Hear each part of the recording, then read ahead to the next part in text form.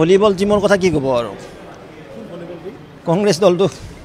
কোৰ্টৰ এইফালে একবাৰ থাকে সেইফালে এবাৰ থাকে বুজানে ভলি খেলি আছে সেইকেইটাই আছে বেলেগটো নাথাকে না তাত কোৰ্টৰ এবাৰ থাকে এবাৰ সেইফালে থাকে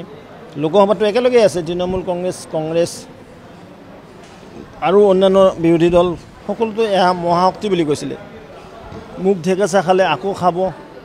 তিনিবাৰকৈ ভাৰতবৰ্ষৰ জনগণে বিদায় দিলে অসমৰ জনে কনজুগেটি দুটা টাৰ্ম বিদায় দিছে আকৌ তৃতীয় টাৰ্ম বিদায় দিয়াৰ কাৰণে ৰাইজ প্ৰস্তুত হৈ পৰিছে তো এনে স্থলত এইগিলা মিছা কুচকাউজ বুলি কৈছে আজি য'ত গৈছে সেই ঠাইখনে পাহৰি গৈছিলে কংগ্ৰেছ মই নকওঁ নামটো কংগ্ৰেছৰ মুখত নাছিলে কোনোদিন অন্ততঃ আজি তাত বনভোজ হ'লেও পাতিবলৈ সক্ষম হৈছে তেওঁলোক ক'ত কংগ্ৰেছ শক্তিশালী হ'ব কংগ্ৰেছৰ অৱস্থা বেয়া কংগ্ৰেছ গ'ল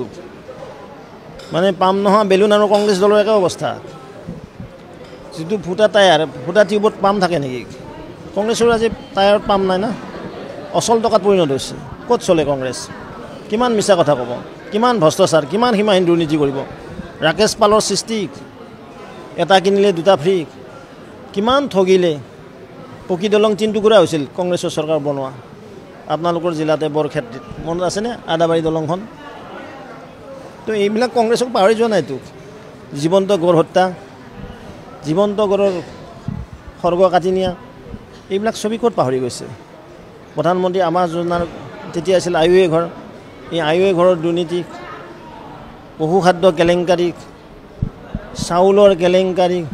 সকলো কেলেংকাৰীৰ নায়ক আছিল কংগ্ৰেছ তো সেই কংগ্ৰেছক আস্থা বিশ্বাসত নলয় 26ত ভাৰতীয় জনতা পাৰ্টীৰ নেতৃত্বত পুনৰবাৰ আমি তৃতীয়বাৰৰ কাৰণে চৰকাৰ কৰিবলৈ গৈ আছোঁ